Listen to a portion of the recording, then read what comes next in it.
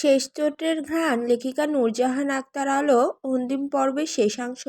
রাতের গাঢ় অন্ধকার তখন ফিকে হয়ে এসেছে, পূর্বাকাশে ফুটতে শুরু করেছে রূপালি আলোর রেখা। প্রকৃতি তখনও পুরোপুরি জেগে ওঠেনি, চারিদিক স্তব্ধ, ঘুমে তলিয়ে আছে শহরবাসী। তখন প্রকৃতির নিস্তব্ধতা ভেঙে ফজরের আজানের ধ্বনি শোনা গেল, আল্লাহু আকবার, আল্লাহু আকবার, আসসালাতু খায়রুম মিনান নাউম। এভাবেই পুরো আজান শেষ হলো। জানালার গ্রিলে মাথা ঠেকিয়ে বুকে শাহাদাত চৌধুরীর ছবি আঁকড়ে ধরে দাঁড়িয়ে আছেন সিমিন। এতক্ষণ চোখ বন্ধ করে আজানের জবাব দিচ্ছিলেন। আজানের জবাব কিভাবে দিতে হয় সেটাও শাহাদাত চৌধুরীর কাছ থেকে শিখেছিলেন। গল্পে গল্পে অনেক কিছুই শেখাতেন তিনি। ভিডিও কল দিয়ে কাপড় গোছাতে গোছাতে দুজন মিলে গল্পের ঝুলি খুলে বসতেন। বাড়ির ছেলেমেয়েরা কে কি দুষ্টুমি করলো, কে ব্যথা পেয়েছে, কার জ্বর এসেছে, কে ঠিকঠাক মতো ঘুমাচ্ছে না, খাচ্ছে না, সব খুঁটিয়ে খুঁটিয়ে বলতেন। মেয়েরা অকারণে জেদ করে, শীতলটা একদমই পড়াশোনা করতে চায় না, এমন কত শত অভিযোগ জানাতেন। মন খারাপ হলে ভিডিও কল দিয়ে মানুষটার দিকে তাকিয়ে থাকতেন। ওনাকে এভাবে তাকিয়ে থাকতে দেখে শাহাদাত চৌধুরী চট করে বুঝেও যেতেন সহধর্মিণীর মন খারাপ। তখন সুন্দর করে হেসে বলতেন, আমার বেগম জানের মুখে মেঘ জমেছে কেন, বর্ষণ কি আজ নামবে? তোমার যাওয়ার কতদিন হলো? এই এক বাক্যই সহধর্মিণীর মনের অবস্থা বুঝে যেতেন। মন খারাপের কারণটা যে ওনার বুঝতে বেগ পেতে হতো না। তখন হাসাতেন, মেয়েদের সাহায্যে সারপ্রাইজ গিফট দিতেন, মাঝে মধ্যে এমন এমন কাজ করতেন সবার সামনে লজ্জায় পড়তে হতো। এ নিয়ে রাগও হতো, হাসিও পেত। একবার ঝগড়া করে সারাদিন ফোন বন্ধ করে রেখেছিলেন। পরে ফোনে না পেয়ে শুদ্ধকে দিয়ে 101টা লাল গোলাপ কিনে সরি লেখা চিরকুট পাঠিয়েছিল। মধ্যরাতে শুদ্ধ গোলাপের তোড়াটা দিতে দিতে বলেছিল, তোমার ছোট মানুষটা ভুল করেছে, এবারের মতো মাফ করে দাও, ফোন অন করো, নয়তো মেজর সাহেব হাত পা ছড়িয়ে কাদার প্রস্তুতি নিচ্ছে। শুদ্ধর কথা শুনে লজ্জায় 3 দিন ছেলেটার সামনেই যেতে পারেননি। তবে যতই ঝগড়া হোক, একদিনের বেশি কথা না বলে থাকতে পারতেন না কেউ। শাহাদাত আদুরে সুরে কথা বললেই 1 নিমিষে মন খারাপের রেশ মুছে যেত। তখন পেটের কথা হড়হড় করে উগলে দিতেন। এখন কথা বলার মানুষটি আর নেই, পেটের কথা উগলাতে বুকটাও ভার হয়ে আসে। চোখ ছাপিয়ে অশ্রু ঝরে, কিন্তু বলতে পারে না, কারণ কথার সঙ্গী হারিয়ে গেছে। হারিয়ে গেছে ওনার ভালোবাসার মানুষটিও। আজকাল রাতে ঘুম আসে না, রাত জেগে বসে থাকেন, নয়তো কোরআন পড়েন। উনি আজকে অপেক্ষা করছেন নতুন এক সকালের, যে সকালে ওনার কলিজার টুকরো বাড়ি ফিরবে, আম্মু আম্মু করে ডেকে বুকে ঝাঁপিয়ে পড়বে, আবার আগের মতো নানান বায়না ধরে অতিষ্ঠ করে তুলবে। হঠাৎ ওনার খেয়াল হলো আজান থেমে গেছে, নামাজের সময় চলে চলে যাচ্ছে। উনি তড়িঘড়ি ওয়াশরুমে ছুটলেন, তারপর অজু করে এসে শান্ত মনে নামাজে দাঁড়িয়ে গেলেন। ফজরের আজানের পর শুদ্ধ রেডি হয়ে পার্কিং লটে এসে দাঁড়ালো। তার পরনে সাদা শার্ট আর কালো প্যান্ট, পাশাপাশি গাড়ি আর বাইক পার্ক করা। সে আজ গাড়ি না নিয়ে বাইক নিয়ে হেঁটে হেঁটে গেটের কাছে গেল। বাইকের শব্দ সায়নের কানে গেলে জেগে যেতে পারে। অন্ধকার থাকতে বের হচ্ছে দেখে নিশ্চিত চেঁচামেচিও শুরু করবে। তারপর তার সঙ্গে না পেরে নিজে বাইকে চেপে বসতে পারে। তারই তো ভাই, হাড়ে হাড়ে চেনে সে। তাই একেবারে গেটের বাইরে এসে বাইক স্টার্ট করলো শুদ্ধ। তারপর মসজিদে গিয়ে নামাজ আদায় করে গেল গোরস্থানের দিকে। সেখানে শাহাদাত চৌধুরীর কবর জিয়ারত করে সদ্য জন্মানো কিছু ঘাস উপড়ে ফেললো। 2-1টা শুকনো আম পাতা পড়েছিল, সেটাও সরিয়ে ফেললো। তারপর রওনা হলো কেন্দ্রের দিকে। তখন ভোরের আলো কেবল ফুটতে শুরু করেছে। সূচনা হচ্ছে নতুন একদিনের। আজ নববর্ষ। রাস্তায় মানুষ গিজগিজ করবে, যানজট বাঁধবে, জ্যামে আটকানোর ভয়ে সে সকাল সকাল বেরিয়েছে। যদি এটা অজুহাত মাত্র, আসলে রুমে মন টিকছিল না, বাড়িতে ভালো লাগছিল না, ধৈর্য কুলাচ্ছে না। তাছাড়া যাবেই তো, একটু আগে গেলে ক্ষতি কি? মনে মনে এসব ভেবে গতি বাড়িয়ে বাইক চালাতে লাগলো। ফাঁকা রাস্তা, টাইম বেশি লাগবে না। ঘড়িতে যখন 6টা, তখন সায়নের নাম্বার থেকে কল এলো। সে বাইক থামিয়ে কল রিসিভ করে জানালো রওনা দিয়েছে। সে একা যাচ্ছে দেখে বকাবকি করে কল কাটলো। জানালো সেও আসবে, কিন্তু শুদ্ধ বারণ করলো। কি দরকার ভাঙা পা নিয়ে ছুটে আসার? অতপর এক বুক আশা নিয়ে কেন্দ্রে পৌঁছালো শুদ্ধ। ঘড়িতে তখন সকাল 7:30, অথচ কেন্দ্রের কার্যক্রম শুরু হয় সকাল 9টায়। শুক্র শনি সহ সরকারি ছুটির দিন কেন্দ্র বন্ধ থাকে। সচরাচর স্পেশাল পার্সন ছাড়া সরকারি ছুটির দিনগুলোতে কোনো বন্দিকে মুক্তি দেওয়া হয় না, তবে শীতলকে দেওয়া হচ্ছে, কারণ সময় মতো তার কাগজপত্র জমা এবং সব ঠিকঠাক থাকায় তা সম্ভব হয়েছে। আর এটাকে সম্ভব করেছে ইফতেখার নাবিল। এজন্য শুদ্ধ ওনার প্রতি কৃতজ্ঞ। আর সম্ভবত ইফতেখার নাবিল উপস্থিত থাকবেন না।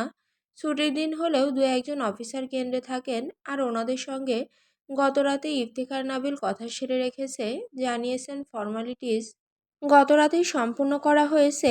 বের হওয়ার সময় যেন তাদের হেনস্থা করা না হয়, যে কাজ বাকি রয়েছে দ্রুত সেরে যেন ছেড়ে দেওয়া হয়। শুদ্ধ কেন্দ্রের বাইরে বাইকের ওপর বসে আছে, মাথা ব্যথায় চোখ তুলে তাকাতে পারছে না, তাই কিছু খেয়ে মেডিসিন নিল। গায়ে জ্বর আসার পূর্বাভাস। ঘড়ির কাঁটা ঘুরে 7টা 8টা 9টা 10টা বেজে 10টা মিনিটে ভেতরে প্রবেশের অনুমতি পেল সে। রাগে শরীরখানা জ্বললেও নীরবে সয়ে নিল। আর কিছুক্ষণই তো। অতঃপর শুদ্ধকে বসিয়ে রেখে শীতলকে আনার জন্য একজন মহিলা পুলিশ পাঠানো হলো। সেই যে গেল, ফেরার নাম নেই। ওদিকে মুক্তির আগে জেলে দায়িত্বে থাকা এক চিকিৎসক শীতলের স্বাস্থ্য পরীক্ষা করলেন। শারীরিকভাবে সুস্থ কিনা বা তার শরীরে আঘাতের চিহ্ন আছে কিনা সেটা নোট করে নিলেন, যাতে বের হওয়ার পর বাড়ির লোক আঙুল তুলতে না পারে।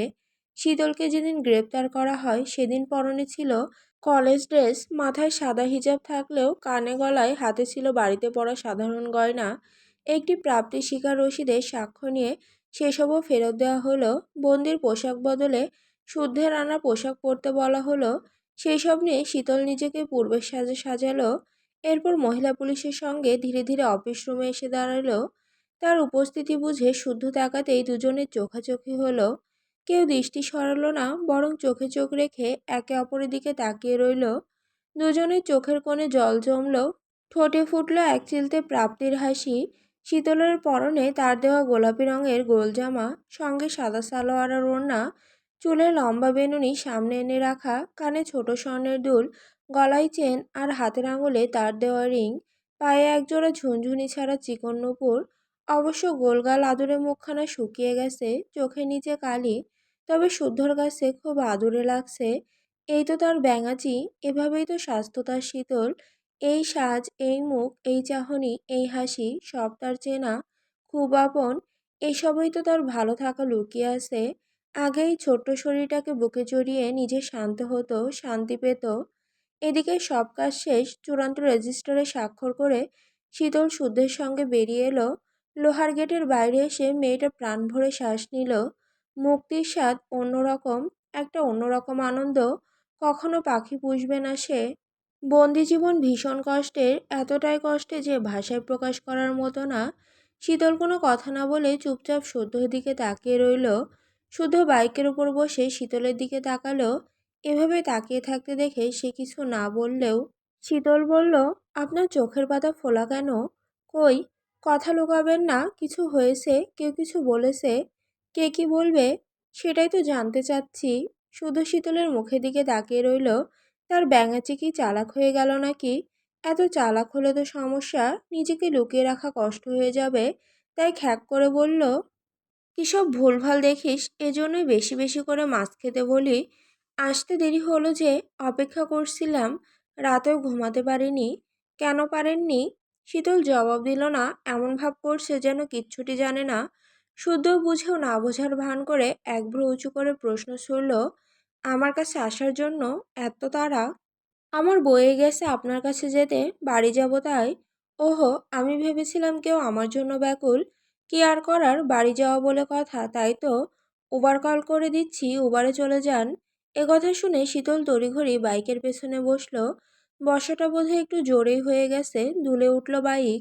ঠোঁট কামড়ে হাসলো শুদ্ধ, তারপর বাইক স্টার্ট করলো সে।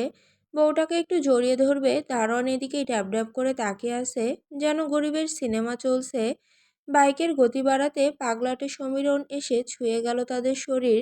বাতাসের দাপটে উঠতে লাগলো শীতলের চুল আর ওড়না।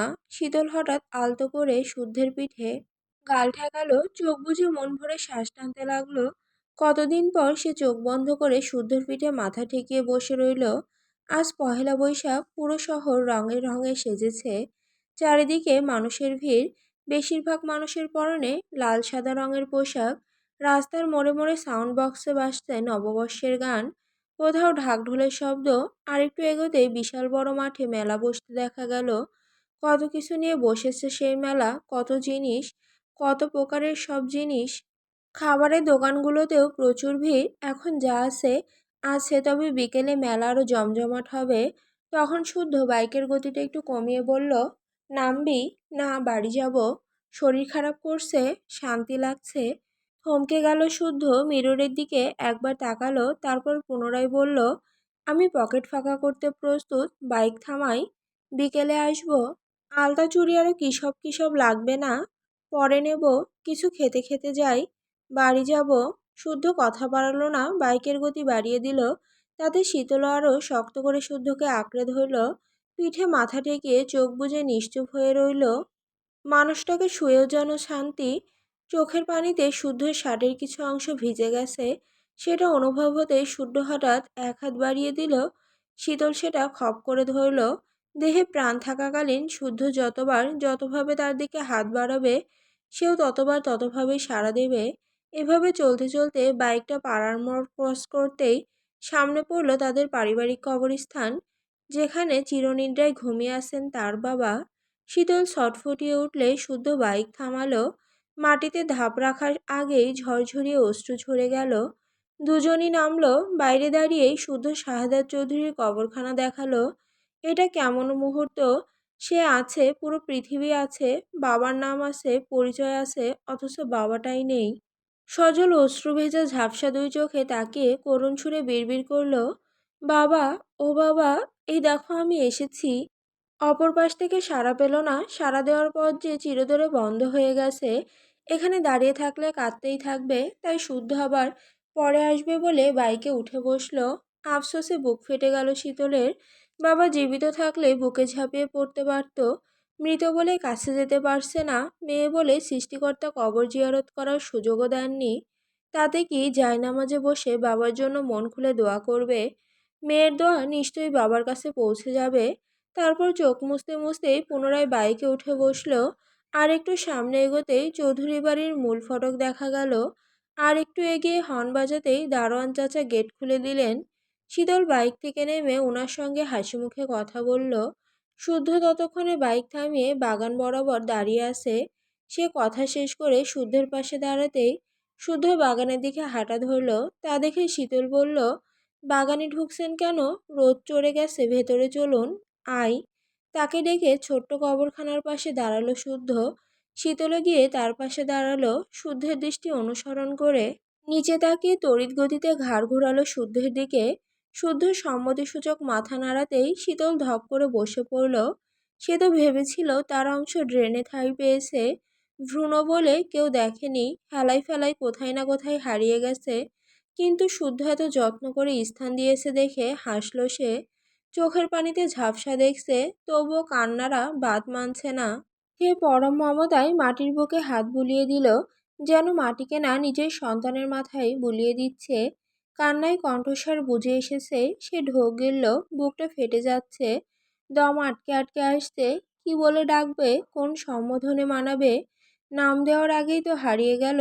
যদি বেঁচে থাকতো বুকে জড়িয়ে নিয়ে কত আদুরে নামেই না ডাকতো। কিন্তু কপাল, বাবাও নেই, সন্তান নেই, একেবারে শূন্য হাতে ফিরতে হলো। তবু সে ফিসফিসিয়ে ডাকলো, জান পাখি। আর একটা শব্দ উচ্চারণ করতে পারল না শীতল। বুকের ভেতর ভেঙে আসছে। কত দামি জিনিসটা হারিয়েছে সে। আল্লাহ দিলে তারা হয়তো আবার বাবা মা হতে পারবে। আরেকজন এসে কোল বুক ঠান্ডা করবে। কিন্তু যাকে হারিয়েছে তাকে কি ভুলতে পারবে? পারবে না। প্রথম সন্তানের প্রতি সবার আবেগটা একটু অন্যরকম হয়। কাঁদতে কাঁদতে শীতলের নজর পড়ল পাশের আর একটা কবরের দিকে। এখানে তো কারো কবর ছিল না, তার বাবার তো না। দেখে বড় মানুষের কবর মনে হচ্ছে। তার মানে তার অনুপস্থিতিতে আবারও কাউকে হারিয়েছে সে। এখন তাকে আরেকজন বিয়োগের কথা শুনতে হবে। তার কি হারানোর মৌসুম শেষ হয়নি? তার জীবন চৈত্রময় কেন? চৈত্রের খরায় জীবনের সুখগুলো কবেই হারিয়েছে। আর কত, আর কি হারানো বাকি তার? কি কি হারালে চৈত্রের বিদায় হবে? এত কিছু কেড়ে নেওয়ার পর কি চৈত্রের পেট ভরছে না? তার বেহাল অবস্থা দেখে মন ভরছে না। সে কান্না ভেজা লাল বর্ণ চোখে তাকাতেই শুদ্ধ একদম স্বাভাবিকভাবে জবাব দিল, ইয়াসির। কি?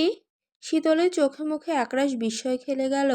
হতবাক হয়ে বড়সড় কবরখানার দিকে তাকিয়ে রইল। নীল চোখওয়ালা মারা গেছে? কবে?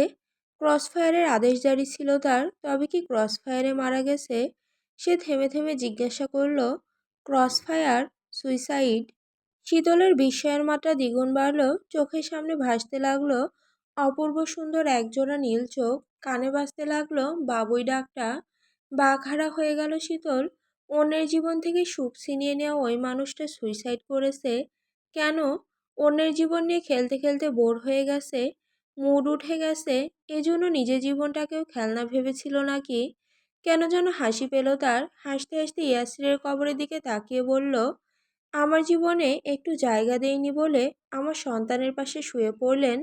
এত জেদ কেন আপনার? এত লোভী কেন আপনি?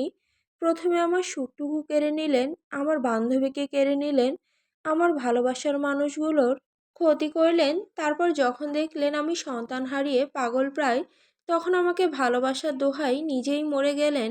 ঘুরে ফিরে সবার চোখে আমাকে অপরাধী করলেন। এটা কেমন শাস্তি দিলেন আমায়?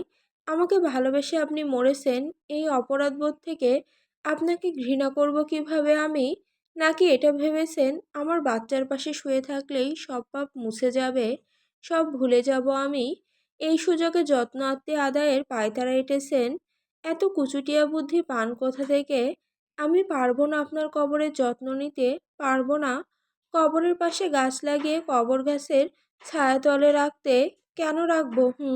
আমি কিন্তু কিচ্ছুটি ভুলিনি ইয়াসির খান, কোনোদিন ভুলবও না।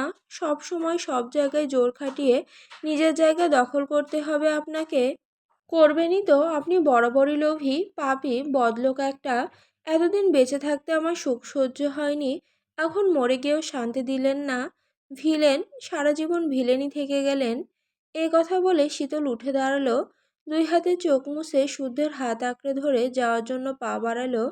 কি ভেবে আরেকবার পেছন ফিরে মনে মনে বলল, আমি আপনাকে ভালোবাসার আশ্বাস দেইনি, ভালোবাসিনি।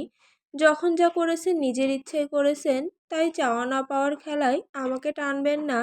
আমি শুরু থেকে যার থেকে ভালোবাসা শিখেছি, তাকেই মন প্রাণ উজাড় করে ভালোবেসেছি।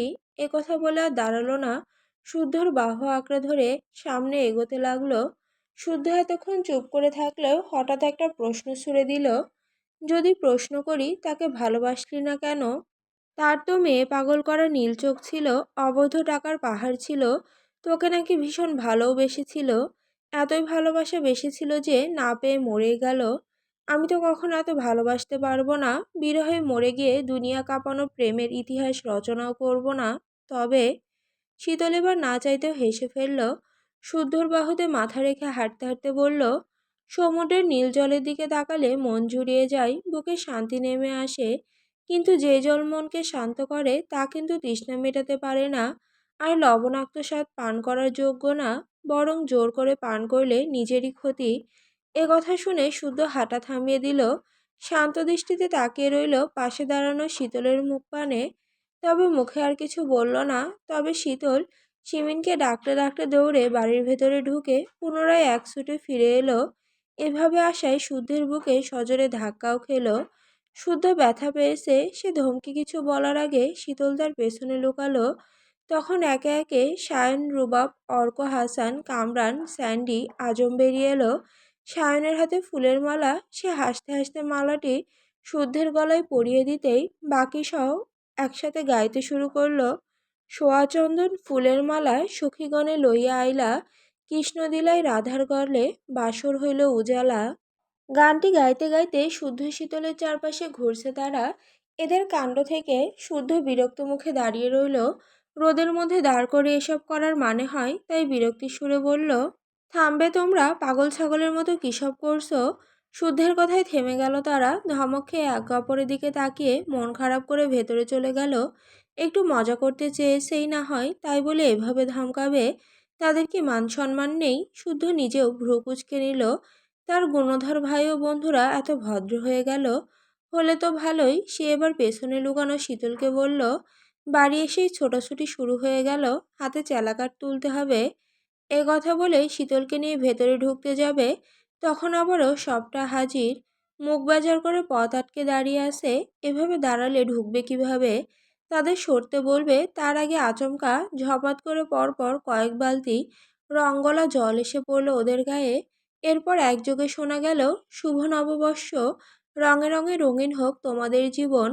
মুহূর্তেই কাকভেজা হয়ে গেল শীতলা শুদ্ধ এই পুণ্যের কাজখানা করে। দাঁত বের করে হাসছে সায়ন, রুবাব, অর্ক, স্যান্ডি, হাসান, আজম, কামরান, সাম্য, সৃজন। এদের এখন কি বলা উচিত ভেবে পেল না শুদ্ধ। ভিজে পড়ে একসা হয়ে কটমট করে তাকিয়ে রইল ভাই ও বন্ধুদের দিকে। বিরক্তি নিয়ে চেঁচিয়ে বলল, তোমরা কি মানুষ হবে না? কি করলে এটা? না, মানুষ হয়ে আর কি হবে, একদিন তো মরেই যাব। এ কথা বলে নিজেরা নিজেরাই খ্যাক খ্যাক করে হাসতে লাগলো। তখন সিরাত হন্তদন্ত হয়ে এসে আরেক বালতি রং শুদ্ধ শীতলের গায়ে ঢেলে দিলেন। শুদ্ধ শীতল হতভম্ব হয়ে তাকিয়ে রইল মেজমার দিকে। কিছু বলার সুযোগ পেল না তারা। তার আগেই উনি সায়ন্তের দিকে তাকিয়ে বললেন, হতচ্ছাড়ার দল, যেই আমি মাছ উল্টাতে গেছি অমনি আমাকে ছাড়াই কাজ সেরে ফেলেছিস। কি ভেবেছিস নিজেরাই টাকা হাতাবি? খবরদার ভুলেও এ কথা ভাববি না, নয়তো তোরাও আজ তোদের বউ পাবি না। এ কথা বলে শুদ্ধের পেছনে দাঁড়ানো শীতলের দিকে তাকালেন। ভাইদের কাণ্ডে শীতল হাসবে নাকি কাঁদবে বুঝতে পারল না। এতদিন পর বাড়ি ফিরে শেষে কিনা রঙ্গোলা জল দিয়ে অভিনন্দন। যদিও ব্যাপারখানা মন্দ লাগেনি। বাড়ি ঢুকতেই তাকে বলা হয়েছে শুদ্ধের পাশে দাঁড়াতে, তাদের নিয়ে রাজকীয় অভিনন্দন জানানো হবে। এই কারণেই তো দৌড়ে এসে পেছনে লুকালো। এতদিন পর শীতলকে দেখে সিরাত এগিয়ে গিয়ে বুকে জড়িয়ে নিতেই সিমিন সিতারা শখ স্বর্ণ ঐশ্বর্য উপস্থিত হলো। চোখে জল নিয়ে চলল মিলন পর্ব। সারাফাত সাফওয়ান চৌধুরী সবার পরে মেয়েটার সঙ্গে কথা বলার সুযোগ পেলেন। শীতল ভেবেছিল আর কাঁদবে না, কিন্তু বেহায়া চোখের জল শুনলে তো। আজ বাড়িতে বড় আব্বু মেজো চাচ্চু আছে, তার বাবা থাকলে কি খুব ক্ষতি হয়ে যেত। শীতলের চোখে পানি দেখে সারাফাত চৌধুরী তার মাথার ওপর ভরসার হাত রাখলেন। আদরে স্বরে বললেন, আমার মা আজকাল আমাকে বাতিলের খাতায় ফেলে দিয়েছে। বড় আব্বু পর হয়ে গেছি তাই না? অথচ তোমার বাবার আগে আমার আঙুল আঁকড়ে ধরেছিলে তুমি। আমি কোলে বুকে করে তোমাকে বড় করেছি। আমার আরেক মা তুমি। তুমি সামান্য কষ্ট পেলে এখন আমার বুকে এসে বেঁধে। অথচ তুমি তোমার বাবার জন্য কেঁদেই যাচ্ছ। আমি কিছু না, বাবা নেই, বড় আব্বু আছি না। শীতল সারাফাত চৌধুরীর হাতটা কপালে ঠেকিয়ে নীরবে অশ্রু ঝরালো। সে ভোলেনি বাড়ির কাউকে, ভোলেনি কারো ভালোবাসা, ভোলেনি আপনদের ভোলা যায়। তখন সাফওয়ান চৌধুরী গরম জিলাপি এনে শীতলের মুখের সামনে ধরে বললেন, শুধু তোমাকে না ভাই, আমাকেও বাতিলের খাতায় রেখেছে। শীতল জিলাপিতে একটু কামড় দিয়ে সাফওয়ান চৌধুরীর হাতটা ধরল। উনি যত্ন করে শীতলের চোখের পানি মুছে দিলেন। এত কান্নাকাটি সহ্য হলো না শখের। সে বোনকে নিজের দিকে টেনে জড়িয়ে ধরল, কাঁদতে বারণ করে যত্ন করে মুখ মুছিয়ে দিল। এদিকে সিমিন এখনো চুপ করে এক কোণে দাঁড়িয়ে আছেন। ছলছল চোখে তাকিয়ে আদরের মেয়েকে দেখছিলেন। শীতল একে একে স্বর্ণ ঐশ্বর্য সিতারার সঙ্গে কথা বলে এগুলো মায়ের দিকে। মা মেয়ে কারো মুখে কথা নেই। শীতল মুখে কিছু না বলে মাকে জড়িয়ে ধরল। মায়ের বুকে মুখ লুকিয়ে ফোঁপাতে লাগলো। সিমিন নিজেও নীরবে কাঁদতে কাঁদতে শাড়ির আঁচল দিয়ে তার মাথা মুখ যত্ন করে মুছে দিলেন। হঠাৎ চিৎকার চেঁচামেচি শুনে সবাই ঘুরে তাকালেন বাইরে দাঁড়ানো ছেলেগুলোর দিকে। সায়নরাকেও শুদ্ধকে বাড়ির ভেতর আসতে দিচ্ছে না। ঢুকতে গেলেই রঙ্গলা জল ছুঁড়ে মারছে। এটা হচ্ছে শুদ্ধর প্রতি তাদের রাগের বহিঃপ্রকাশ। কারণ তারা শীতলকে আনতে যেতে চেয়েছিল, কিন্তু শুদ্ধর জন্য হয়নি। সে বের হওয়ার আগেই সবার রুম বাইরে থেকে লক করে গেছে, যাতে কেউ রুমের বাইরে আসতে না পারে। পরে দারোয়ান এসে দরজা খুললে বের হয় তারা। ততক্ষণে শীতলকে নিয়ে শুদ্ধ বাড়ির পথে রওনা দিয়েছে। শুদ্ধ কতক্ষণ বকাবকি করে না পেরে ভেজা গায়ে দাঁড়িয়ে রইল।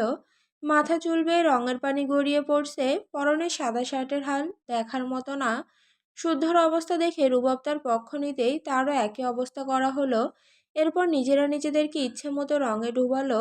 ওদের অবস্থা দেখে মেয়েরা হাসছে। স্বর্ণ ঐশ্বর্যকে হালকাভাবে ছেড়ে দিলেও বাকিরা আর পার পেল না। অনেক হয়েছে দেখে সারাফাত চৌধুরী থামাতে এলে ওনাকেও শুভ নববর্ষ চৌধুরী সাহেব বলে ইচ্ছে মতো চুবানো হলো।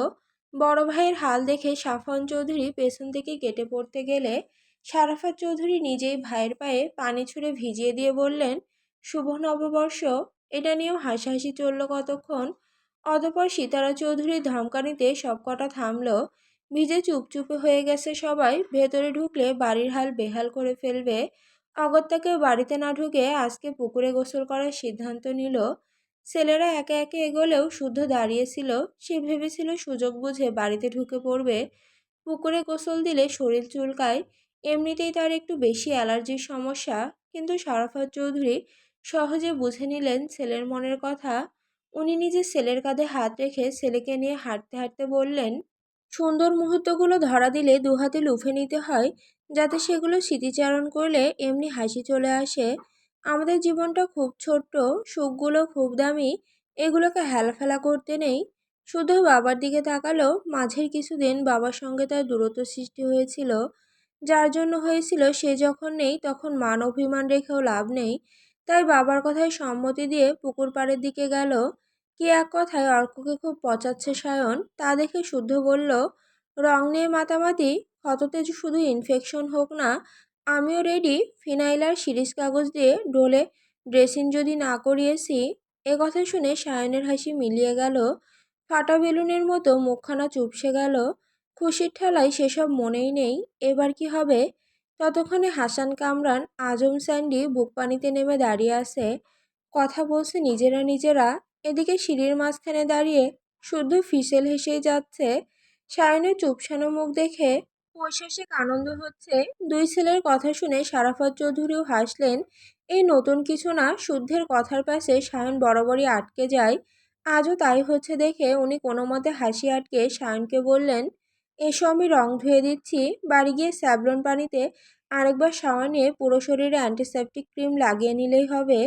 বাবার কথাখানা সায়নের ভীষণ পছন্দ হলো। গায়ে টি শার্ট খুলে শেষ সিঁড়িতে বসে পড়ল। শুদ্ধির দিকে একবার তাকিয়ে মেয়ে মানুষের মতো মুখ ভেঙচি কাটল। তখন সাম্যর সৃজন বেশ কয়েকটি তোয়ালে আর কয়েকটি শ্যাম্পুর বোতল নিয়ে হাজির হলো। তারাও গোসল করবে। সাফন চৌধুরী ধমকালেও শুনল না। তারা বাবার হাত ধরে পুকুরে নেমে পড়ল।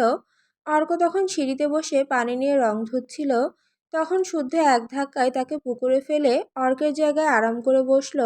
বলল, আসসালামু আলাইকুম নতুন জামাই। দিনকাল ভালো তো? আচমকা ধাক্কায় নাকে মুখে পানি ঢুকে কাশতে শুরু করেছে অর্ক। তার অবস্থা দেখে হাসতে লাগলো বাকিরা। শারাফত চৌধুরী বাকিদের দিকে শ্যাম্পুর বোতল ছুড়ে দিলেন। তারপর আগে সায়নের গায়ে রং ধুয়ে শ্যাম্পু দিয়ে দিলেন। গাঢ় রং না শুকনো আবির গুলিয়ে রং করেছে, যার কারণে তুলতে বেগ পেতে হলো না। উনি খুব যত্ন করে রং তুলে দিচ্ছেন দেখে সায়ন তাকালো শুদ্ধের দিকে। দুই ভাই চোখাচোখি হলো, ঠোঁটে মুচকি হাসি। বাকিরা মুখে কিছু না বললেও মুগ্ধ হয়ে দেখল সেই দৃশ্য। সায়নের হয়ে গেলে শারাফত চৌধুরী এবার এলেন শুদ্ধের কাছে, যেটা একদমই আশা করেনি শুদ্ধ। উনি শার্ট খুলতে ইশারা করলে শুদ্ধ বিনা বাক্যে খুলে ফেলল। একইভাবে তার গায়ের রং তুলে মাথায় শ্যাম্পু করিয়ে দিলেন। তারপর বাবা ছেলে একই সাথে পুকুরের পানিতে নেমে পড়লেন। বাকিরা পুরো পুকুর সাঁতরে বেড়ালেও শুদ্ধ আগে উঠে মাথা মুছতে শুরু করলো। তার শরীর চুলকাতে শুরু করেছে। তাকে দেখে সায়নও উঠে এলো। বাকিরা উঠে পরনের পোশাক ধুয়ে কোমরে তোয়ালে পেঁচিয়ে বাড়ির দিকে হাঁটা ধরলো। তারা যাচ্ছে সাম্য আগেই বাড়ির ভেতরে জানাতেই বাড়ির মেয়ে বউরা সেখান থেকে সরে গেল। ওনারা জানেন বুঝ হওয়ার পর ছেলেরা মা চাচিদের সামনে একেবারে খালি গায়ে যায় না। স্বর্ণের কথা ভেবে নিচের একটা রুমে থাকছে সায়ন স্বর্ণ। সায়ন তার রুমে গেল। রুবাব গেল তার রুমে। শুদ্ধ বন্ধুদের নিয়ে উপরে গিয়ে দেখলো তার রুমে তালা ঝুলানো। আবার কতক্ষণ চেঁচামেচি করে চাবি চাইলেও সায়ন দিল না। এরা যে আজ কি শুরু করেছে! এসব করতে করতে দুপুরের আজান পড়ে গেল। অর্ক মাঝে মাঝে এখানে আসে বিধায় তার কিছু পোশাক এখানে রয়ে গেছে।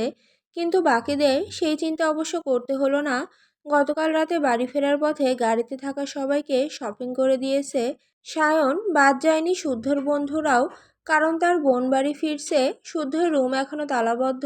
তাই শীতলের আগের রুমে শুদ্ধ, হাসান, কামরান, স্যান্ডি, অর্ক আর আজম শুয়ে বসেছিল। বাকিরা রুমে গেছে পোশাক পরিবর্তন করতে। বাড়ি ফেরার পর থেকে শুদ্ধ শীতলের দেখা পায়নি। আসেওনি একবার এদিকে। কোনো এক ছুতোয় কি আসা যায় না? তা আসবে কেন? কেবল তো শুরু হলো তার প্রতি অবহেলা। এখন 14 গোষ্ঠীকে সময় দিতে পারলেও তাকে নজরে পড়বে না। ব্যাঙাচির ঘরের ব্যাঙাচি একবার শুধু হাতের কাছে পাক। একটু পরে গলা ফাটিয়ে চিৎকার করতে করতে সাম্য খেতে ডাকতে এলো। অগত্যা একে একে তারা নিচে গেল। এতক্ষণে শীতলের দেখা পেল শুদ্ধ। সোনালি পাড়ের লাল টুকটুকে সুতির শাড়ি পরে ডাইনিং টেবিলে খাবার সাজাচ্ছে। ভেজা চুলগুলো আধখোপা করে রাখা, শখ ঐশ্বর্য স্বর্ণের পরনেও শাড়ি, তবে সবার কালার ভিন্ন। একবার চোখাচোখি হলো, বরকে দূরে রেখে বউ সেজে ঘুরে বেড়াচ্ছে। এটাকে শায়েস্তা করা ফরজ হয়ে গেছে। ছেলেরা আগে খেতে বসলো। কতদিন পর খাবার টেবিল ভরে উঠল। নানান পদের খাবারে করছে। হৈ হৈ করতে করতে বেশ তৃপ্তি নিয়ে খেয়ে উঠল। নানান পদের খাবার তো 3 বেলাতেই রান্না হয়, কিন্তু খাওয়ার আনন্দটুকু কারো মধ্যে দেখা যায় না, এত হইচই হয় না। অবশেষে বাড়ি স্বাভাবিক হচ্ছে, সুখ ফিরছে, আনন্দরাও ফিরছে। এবার কারো নজর না লাগুক। ছেলেরা খেয়ে গেস্ট রুমে চলে গেলে বাড়ির মেয়ে বউরা একসাথে খেতে বসলো। কতদিন পর শীতল খাবারে হাতও ছোঁয়ালো না, সিমিনের হাতে পেট পুড়ে খেলো। আজ অনেক ভাত খেয়েছে, খেয়ে নাকি সোজা হয়ে দাঁড়াতে পারছে না। দাঁড়ালে নাকি মনে হচ্ছে পেট খুলে যাবে। তাই সে কোমরে হাত রেখে মিটিমিটি হাসতে হাসতে ধীরে ধীরে হাঁটছে। এবার আর কারো বুঝতে বাকি রইল না শীতল আসলে স্বর্ণকে পচাচ্ছে। স্বর্ণ হাসতে হাসতে হাসতে কেন যেন চোখ ঝাপসা হয়ে যাচ্ছে। শুধু কি স্বর্ণ, বাকিরাও খিলখিল করে হাসতে। শারাফত চৌধুরী যেতে যেতে শুনলেন সেই হাসির শব্দ। ওনার বাগানের একটি ফুল ঝরে গেলেও বাকি ফুলরা নতুন করে বাগানে সৌরভ ছড়াচ্ছে, সুখ বিলাচ্ছে। ওনার ঠোঁটেও মৃদু হাসি ফুটে উঠল। দুপুরের খাবার খেয়ে গায়ে পাঞ্জাবি জড়িয়ে বাগানের দিকে তাকাতে তাকাতে বেরিয়ে গেলেন। হাঁটতে হাঁটতে শাহাদাত চৌধুরী কবরের পাশে চুপ করে বসে রইলেন। মুখে কোনো কথা নেই, কোনো অভিযোগ নেই, কোনো অভিমান নেই। রোজ আসেন আর এভাবে বসে থাকেন। ওদিকে ছেলেদের খাওয়াও নাকি বেশি হয়ে গেছে, তাই হাত পা ছড়িয়ে বসে আছে। শুদ্ধ পুনরায় রুমের চাবি চাইল, কিন্তু সায়ন গুরুত্বই দিল না। রুমের চাবি দিচ্ছে না, আবার ব্যাঙাচিকেও কাছে পাচ্ছে না। এবার তার মেজাজ চড়ে গেল। রাগে ফুঁসতে ফুঁসতে ফোন স্কল করতে লাগলো। তখন রুবাব বলল, বিকেলে বাড়ির সবাইকে নিয়ে মেলায় যাবে। অর্ক জানালো তার শালিকা বাড়ি ফেরার আনন্দে সে বাইরে ডিনার করাবে। স্যান্ডি কামরানের দিকে একবার তাকিয়ে শুদ্ধের দিকে একটা সাদা খাম এগিয়ে দিল। ইশারায় সেটা দেখতে বললে শুদ্ধ নিয়ে খুলল। নরওয়ের হানিমুন প্যাকেজ, তাও 15 দিনে। সে কিছু বলার আগেই হাসান শুদ্ধের কাঁধ চাপড়ে বলল, ঘুরে আয়, ঘোরাঘুরি করলে মাইন্ড ফ্রেশ হয়। এবার নিজেদেরও একটু সময় দে। ভালোবেসে দিয়েছি, এই নিয়ে বাড়তি টু শব্দ করবি না। হঠাৎ হানিমুন প্যাকেজ কেন? কথা শুনে কামরান শুদ্ধকে ধাক্কা দিয়ে বিছানায় ফেলল। তারপর তার ঠোঁটে আঙুল বুলিয়ে আবেদনময়ী সুরে বলার চেষ্টা করলো, বিকজ উই লাভ ইউ জান। তার কাণ্ডে বাকিরা একযোগে উচ্চশব্দে হেসে উঠল। পুরুষালী হাসির ঝঙ্কারে রুমের দেওয়াল প্রতিধ্বনি হতে লাগলো। শুদ্ধ কামরানকে লাথি মেরে সরিয়ে উঠে বসলো। এরকম হারামি বন্ধু থাকলে শত্রুর দরকার হবে না।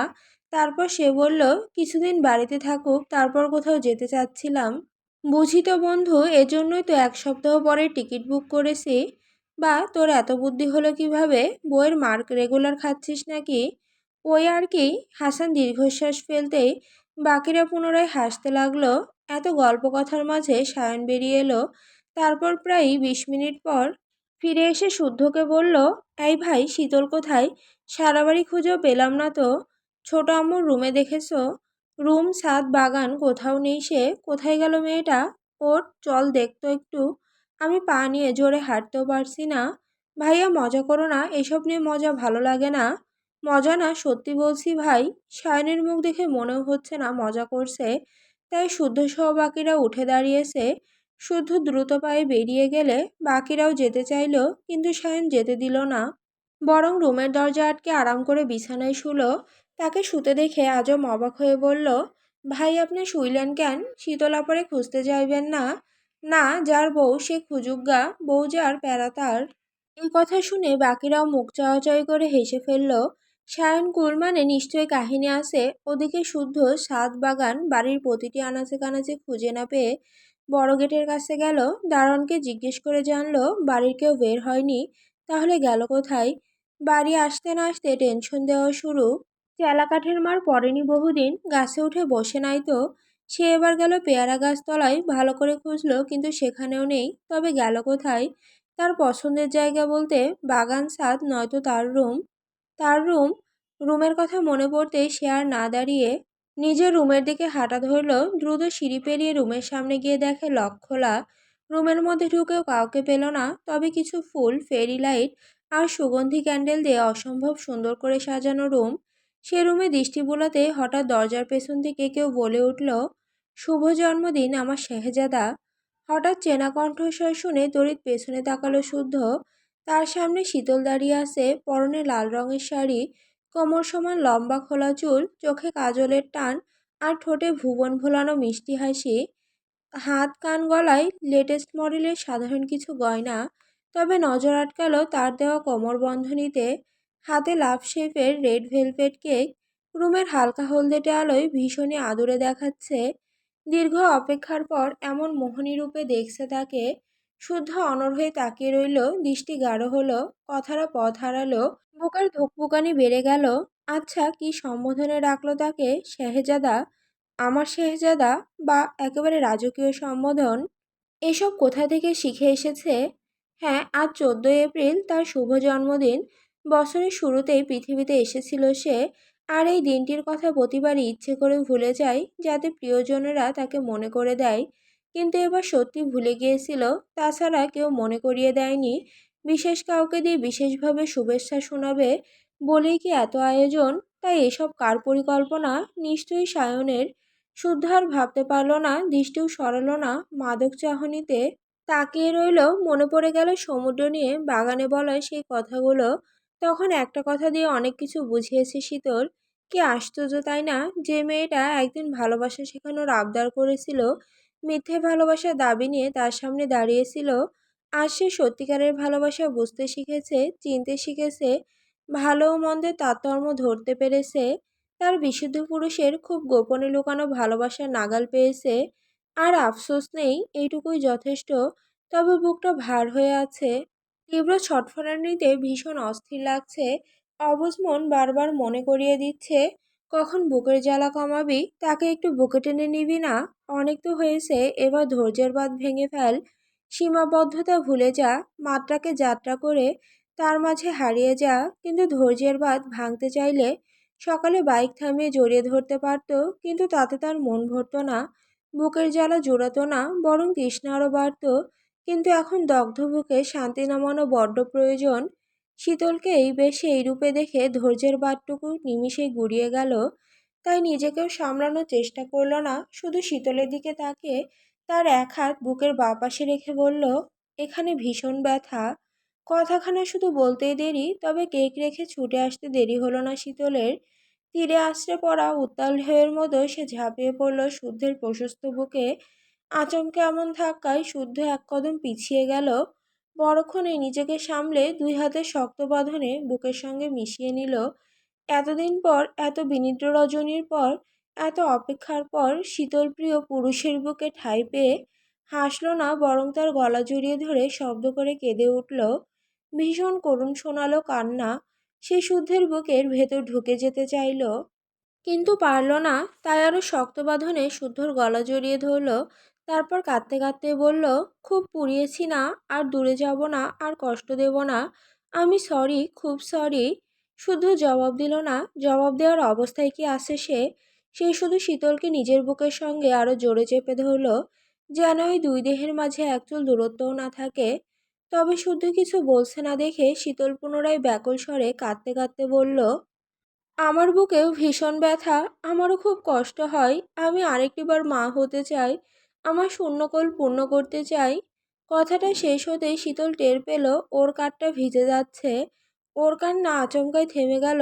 শুদ্ধ চওড়া পিঠ মৃদুভাবে কেঁপে উঠছে। বুঝতে বাকি রইল না শুদ্ধ তপ্ত অশ্রুতে কাঁধ ভিজে যাচ্ছে। যে মানুষটা এত ঝড়ঝাপটার পরও শক্ত ছিল, সে অবোধ শিশুর মতো ফুপিয়ে কাঁদছে। তার মানে এই বুকেও সন্তান হারানোর ক্ষত জমেছিল, সন্তানের জন্য কষ্ট পাচ্ছিল। শীতল এবার নিজেকে সারিয়ে নিতে গেলে শুদ্ধর বাঁধন আটসাঁট হলো। এতদিন ধরে বুকে জমা কষ্টগুলো কান্না হয়ে ঝরে পড়তে লাগলো। খানিক বাদে নিজেকে একটু সামলেও নিল। তারপর শীতলকে বুক থেকে একটু সরিয়ে দুহাতে ওর মুখটা তুলে ধরল। শীতল তখনও পোফাচ্ছে, বোচা নাকটা লাল হয়ে গেছে। সে যত্ন করে তার চোখ মুছে দিতে দিতে বলল, হবে, সব হবে, কিন্তু তার আগে তোকে সুস্থ হতে হবে। আমি সুস্থই আছি। হুম, এভাবে না। প্রেগনেন্সি জার্নিটা খুব কঠিন, পুরোপুরি সুস্থ হতে হবে। বেশি বেশি করে খেয়ে দুর্বলতা কাটাতে হবে, শরীরে পর্যাপ্ত রক্ত তৈরি করতে হবে। তাছাড়া একবার একটোপিক প্রেগন্যান্সি হলে বারবার হওয়ার সম্ভাবনা থাকে। ডাক্তার দেখিয়ে পরামর্শ নিয়ে তারপর আমরা বেবি নেওয়ার প্ল্যান করব, যাতে সেই হারানোর ব্যথায় পুনরায় পড়তে না হয়। তাহলে কালই ডাক্তারের কাছে যাই। শুদ্ধ একটু হাসলো, শীতলের কপালের মাঝখানে আদর রেখে বলল, আগে ঠিকমতো খাওয়া দাওয়া কর, শরীরের যে হাল। ডাক্তার দেখে দুজনকেই ধরে পেটাবে। বাল্যবিবাহের দায়ে একবার জরিমানা খেয়েছি, এবার ডাক্তার না কেস খাওয়াই। জরিমানার কথা শুনে শীতল হেসে ফেলল। কেন জানি জরিমানার কথা মনে পড়লেই দুনিয়া কাঁপিয়ে হাসতে ইচ্ছে করে তার। ভাগ্যিস জরিমানা হয়েছিল, না হলে বৃদ্ধ বয়সে এই নিয়ে ঝগড়ার একটা টপিক কম হয়ে যেত। তাকে হাসতে দেখে শুধু সুন্দর করে বুঝিয়ে আবারও বলল, বাড়িতে দুটো বেবি আসছে, ওরা আসুক, রুবাবটাও চলে যাবে। ঐশ্বর্য একা হাতে সব সামলাতে পারবে না, আমরা ছাড়া ওর আর কেউ আছে বল? ওই পুচকে দুটো আসতে আসতে তুইও নিজেকে প্রস্তুত করে ফেল। কি বোঝাতে পারলাম? শীতল শুদ্ধের বুকে কপাল ঠেকালো। সবই তো বোঝে, কিন্তু মন তো মানে না। বিশেষ করে ছোট্ট কবরখানা দেখার পর বুকটা আরো শূন্য লাগছে। তাই নিচু স্বরে বলল, সন্তান যে বাবা মায়ের কাছে এতটা দামি তা আগে বুঝিনি। এখন সদ্য সন্তান হারিয়েছি তো তাই স্বার্থপর হয়ে শুধু নিজের কথা ভাবতে ইচ্ছে করছে। কথাটা শুনে শুদ্ধর বুকটা মুচড়ে উঠল। সে আর কিছু না বলে শীতলকে বুকে টেনে নিল। ওভাবে কতক্ষণ দাঁড়িয়ে রইল হিসাব নেই। সময় জ্ঞান আজ স্তব্ধ হয়ে যাক। অনেকক্ষণ পর শীতল নিজেকে মুক্ত করে কেকটা শুদ্ধের সামনে নিয়ে এলো। শুদ্ধ শীতলকে টেনে নিজের কোলে বসিয়ে নিল। দুজনে মিলে একসাথে কেক কাটলো, একে অপরকে খাইয়ে দিল। খাওয়া শেষে শুদ্ধ শীতলের কাঁধে থুতনি রেখে চোখ বুজল। ফিসফিস করে বলল, সেই ঘটনায় দুপুরে মন ভরে ঘুমিয়েছিলাম, তারপর ঘুম ছুটি নিয়েছে। কতদিন তোকে বুকে জড়িয়ে ঘুমাই না, এখন একটু ঘুমাই। কথা শুনে শীতল বিছানার হেডবোর্ডে হেলান দিয়ে বসল। শুদ্ধ হওয়ার কাল বিলম্ব না করে তার কোমর জড়িয়ে কোলে মাথা রাখলো। অদ্ভুত এক প্রশান্তিতে চোখের পাতা আপনা আপনি বুজে এলো। শীতল শুদ্ধের চুলে আঙুল ডুবিয়ে বিলি কাটতে লাগলো। চুল কেটেছে, সেভাবে ধরাও যাচ্ছে না, তবে চুল কাটলে দেখতে ভীষণ ভালো লাগে। বারবার তাকাতে ইচ্ছে করছে। নিজের মনের ভাবনায় নিজেরই হাসি পেল। সে একবার মাথার চুল টানতে লাগলো, কিছুক্ষণ কপাল মালিশ করলো, কখনো বা তার কাঁধ টিপে দিল। শুদ্ধ ঘুমিয়ে গেছে। বিগত কয়েকটা মাস নির্ঘুম রাত কেটেছে তার। একটুখানি চোখ বুজলেই আতঙ্কে বুক কেঁপে উঠত। সব মিলিয়ে এই ঘুমটুকু বড্ড প্রয়োজন ছিল। অনেক দৌড়েছে, অনেক কষ্ট করেছে, অনেক ত্যাগ স্বীকার করেছে, এবার থামা দরকার। তাছাড়া গত রাতেও ঘুমায়নি, এজন্য বোধহয় শান্তিতে ঘুমিয়ে পড়েছে। শীতল অপলক ঘুমন্ত শুদ্ধের দিকে তাকিয়ে রইল। ওর এখনো বিশ্বাস হচ্ছে না বাড়িতে ফিরে এসেছে। বিশ্বাস হচ্ছে না বারবার শুদ্ধকে শুতে পারছে। এই ছোঁয়াটুকুর জন্য কত কেঁদেছে, ছটফট করেছে। শুদ্ধর নিঃশ্বাস পেটে বাড়ি খাচ্ছে। একটু সুড়সুড়ি লাগছে যদিও, কিন্তু নড়লেই যদি ঘুম ভেঙে যায়, তাই সেভাবে বসে থাকতে থাকতে নিজেও ঘুমিয়ে গেল। বাইরে তখন বেলা ডুবে গেছে। মাগরিবের আজানের পর শুদ্ধর ঘুমটা ভাঙল। চোখ খুলে দেখে রুমটা অন্ধকার হয়ে আছে। উঠে লাইট জ্বালিয়ে শীতলকে সুন্দর করে শুইয়ে দিল। সময় দেখে তড়িঘড়ি অজু করে এসে নামাজে দাঁড়িয়ে গেল। মসজিদে যাওয়ার মতো সময় নেই। সালাম ফিরিয়ে দেখে শীতল তার দিকেই আছে। চোখে মুগ্ধতার চাহনি। সে কিছু বলল না একবারে। মোনাজাত ছেড়ে বলল, নামাজ না পড়লে বউ পেটানো জায়েজ, কাল থেকে পড়ব। এবার থেকে মুখে আর বলবো না। তবে কি মারবেন? কি দিয়ে?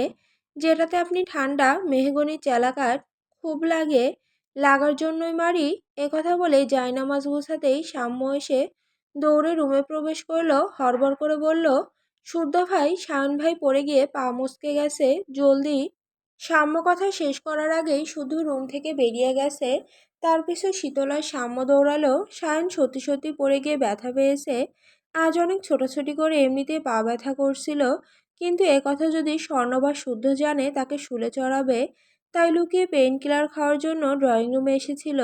কিন্তু পায়ের নিচে পানি একদমই খেয়াল করেনি। সৃজন পানি ঢালতে গিয়ে ফেলে দিয়েছে। মা বকবে বলে পালিয়েছে। সেই পানিতে পা দিতেই সায়ন চিটপটাং। খুব ব্যথা পেয়েছে ছেলেটা, চোখ মুখ কুঁচকে নিয়েছে।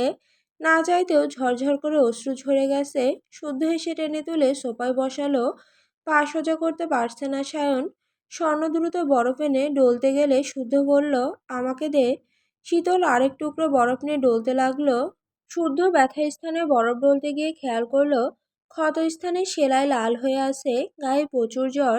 জ্বর কখন এলো কত করে বলল দৌড়ঝাঁপ না করতে, কিন্তু শুনলে তো। সময়ের সঙ্গে সঙ্গে জ্বরটা বাড়লো, অগত্যা ডাক্তারের কাছে যেতেই হলো। ডাক্তার সেলাইগুলো টিপে দেখতেই সায়ন চেঁচিয়ে উঠল, কোনো মতে গালি আটকালো। কিন্তু ডাক্তারের কান বরাবর ঘুষি বসিয়ে বলতে ইচ্ছে করলো, হারামজাদা, এটা তোর বইয়ের শরীর না, পেশেন্টের পা। আস্তে টেপ। এদিকে তার ক্ষত থেকে গলগল করে পুষ বের হচ্ছে, অর্থাৎ ইনফেকশন হয়েছে। কিন্তু শুকনো ক্ষততে ইনফেকশন কিভাবে? আজ না হয় পুকুরে গোসল করেছে, কিন্তু একদিনে তো হওয়ার কথা না। সায়ন এবার নিজে স্বীকার করলো মনের ভুলে মিষ্টি খেয়েছিল সে। আর কদিন ধরে ভীষণ চুলকাচ্ছিল। ডাক্তার ড্রেসিং করতে লাগলেন। সায়ন সমানে চেঁচাচ্ছে, শুদ্ধকে বলছে ডাক্তারকে থামাতে, কিন্তু শুদ্ধ তা না করে ভাইকে জড়িয়ে ধরে রাখলো। ডাক্তার সময় নিয়ে ড্রেসিং করলেন, দুই পায়ের ব্যথায় ধাপ ফেলা দায়। অতঃপর নতুন মেডিসিন কিনে বাড়ি ফিরল তারা। ঘড়িতে তখন 10টা। সিতারা ছেলেকে খাইয়ে একে একে ওষুধ খাইয়ে দিলেন। সায়ন ধীরে ধীরে শুলো। তাকে রেস্ট করতে দিয়ে সবাই চলে গেল। শুদ্ধ যাওয়ার পা বাড়াতেই সায়ন বলল, আমি তোকে বড্ড জ্বালাই তাই না ভাই? দিন দিন বোঝা হয়ে যাচ্ছি। শুদ্ধ শান্ত দৃষ্টিতে ভাইয়ের দিকে তাকালো, বলল, ঘটে বুদ্ধি থাকলে অন্তত এইটুকু বুঝতে, ভাই কখনো ভাইয়ের বোঝা হয় না। যতদিন বেঁচে আছি আমার আপনজনরা আমার বোঝা হবে না। ফোন হাতের কাছে আছে, প্রয়োজন হলে কল দিও। এ কথা বলে শুদ্ধ চলে গেল। সায়ন জানালার দিকে তাকিয়ে চাঁদটাকে দেখে হাসলো। চাঁদ একা, চাঁদের কেউ নেই, তার আছে। নিজের প্রশ্নে নিজেই থমকে গেল সে। তারপর চাঁদকে মধ্যমা আঙুল দেখিয়ে বলল, সায়ন তোর মতো একা না রে, সায়নের একটা সুপারহিরো ভাই আছে। রাত তখন 11টা। খাওয়ার পর্ব সেরে রুমে এলো শুদ্ধ। শীতল তার সাজগোছের জিনিস ঘাটাঘাটি করছে। রুম জুড়ে শুদ্ধর পারফিউমের সুগন্ধ ম করছে। সে যে সেগুলোতে হাত দিয়েছে বুঝতে বাকি রইল না। শুদ্ধ ফ্রেশ হয়ে এসে ফোনে কিছুক্ষণ কথা বলল, ল্যাপটপে কী সব কাজ করলো। তারপর শীতলকে কাছে ডেকে স্কাই ড্রাইভিংয়ের ভিডিও দেখালো, বলল, আগামী সপ্তাহে দেশের বাইরে যাব, শপিং যা করার করে নিস। আমিও যাব। হুম। কোন দেশ? নরওয়ে। কি? নরওয়ে থেকে সোজা সুইজারল্যান্ড? সুইজারল্যান্ড কেন? ওখানে স্কাই ড্রাইভিং বেশি মজা। Sky driving? না না, আমি ওসব করবো না। এত তাড়াতাড়ি মরতে চাই না, আমাকে দিয়ে হবেও না। এমনিতেই আমার পেশারলো। তার কথা শুনে শুদ্ধ হাসলো, তাকে টেনে পেছন থেকে জড়িয়ে ধরলো। তারপর তার মসৃণ কাঁধে চুটনি ঠেকিয়ে বলল, বেল্ট দিয়ে আমার বুকের সঙ্গে বেঁধে রাখবো, আমার বুকে থাকতেও ভয়। শীতল জবাব দিল না, বরং পিঠটা হেলিয়ে রাখা মাথা রাখলো শুদ্ধের বুকে। শুদ্ধের জবাব পেয়ে গেল। তখন শীতল বলল, কিন্তু আপনাকে জাপটে ধরে স্কাই ড্রাইভিং করতে পারবো না। কেন? কারণ আমি সিঙ্গেল। শুদ্ধর মাথা বাঁকিয়ে তার মুখের দিকে তাকালো। তারপর শীতলের কাঁধে দাঁত বসিয়ে বলল, আমিও সিঙ্গেল।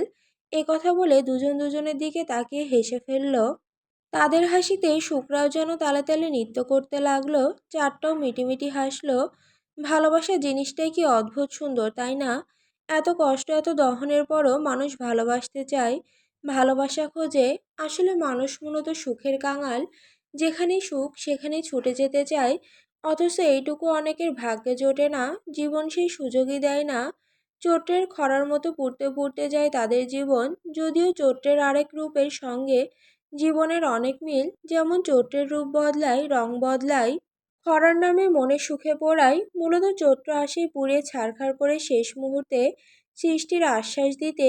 যদিও ঝড়ঝাপটার পর তাদের জীবনে চৈত্রটা বিদায় নিয়েছে, তবে কেড়ে উঠছে অনেক কিছু। যা গেছে তা হয়তো ফিরেও পাবে না, কিন্তু নতুন করে সূচনা করতে বাধা নেই। তারা না হয় এক পৃথিবী সমান ভালোবাসা নিয়ে আবার স্বপ্ন বুনবে, একসাথে বাঁচবে, হাসবে, একে অপরের শক্তি হয়ে শেষ চৈত্রের ঘ্রাণের মতো মিষ্টি সুবাস ছড়াবে। সমাপ্ত।